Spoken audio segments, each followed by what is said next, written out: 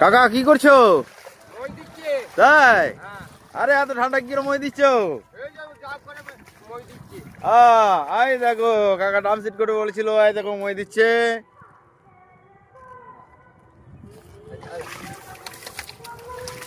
এটা কি ডাম সিটটা আজ কি হবে? না আজকে হবে না, কদিন পর হবে? পরশু দিয়ে করবো। পরশু করবে। দিয়ে এই মাটিটাকে কি পাট করছো নাকি? হ্যাঁ। আয় দেখো, দেখছো এই মজার লোকের কেমন, দেখো এই দুটো মোষ ও কাকার নিজেরই। আয় দেখো কেমন মই চেপেছে, দেখো দিয়া কি বিচে কলকাতা দিয়ে হয়ে গেছে। হ্যাঁ কলকাতা দিয়ে আগাছে।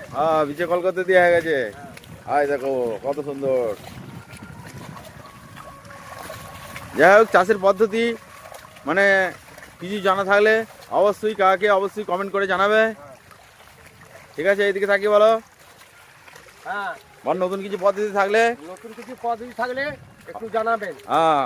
তাহলে তার মতো আরো ফলনটা ভালো হবে। ঠিক আছে, এটা কি চাপান আছে? ডিপি। ডিএপি। এটা কি চাপান আছে? ডিএপি আছে। ডিএপি সঙ্গে আর কি কি দেবে? এদিকে তাকাও। এদিকে শুধু ডিএপি দেবে এখন। দেখো এখন এই যে ডিএপি দিচ্ছে বলছে এখন।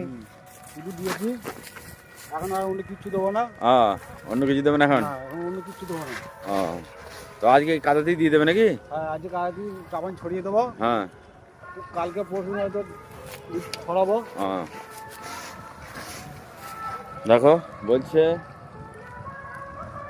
কাল পরশু বাদ বীজ ছাড়াবে, আজকে চাপানটা দিয়ে দেবে। ঠিক আছে, দেখা যাক। আর বীজের কি কদের কি খবর? বীজের কল হয়ে গেছে। বীজের কল হয়ে গেছে। হ্যাঁ। আর এমনি বড় বীজের এই ফেলানোর হাতে ফেলানো বীজ এই মানে ছোট ছোট এখন অঙ্কুর হয়েছে। একটু টাইম নেবে, গরম না পড়লে যখন বীজ বাড়বে না। হ্যাঁ, আর প্রচুর তো বীজ মারা গেছে। প্রচুর বীজ মারা আছে, তার জন্য ওষুধও মানে অন্যরকম বিকল্প রাস্তা হয়েছে, করা হয়েছে, ট্রিটমেন্ট করা হয়েছে। এখন দেখা যাক কতদূর কি হয়। চাষিরা খুব টেনশন আছে, তাই তো? চাষিরা খুব টেনশনে আছে যে কিভাবে জমি রুইব, সব মারা যাচ্ছে। ঠিক আছে বন্ধুরা, সবই শুনলে। যাই হোক, বীজ মারা যাচ্ছে, তবু কি কি দিলে মানে বীজ বাঁচবে অবশ্যই কমেন্ট করে জানাবে। Tata, bye bye.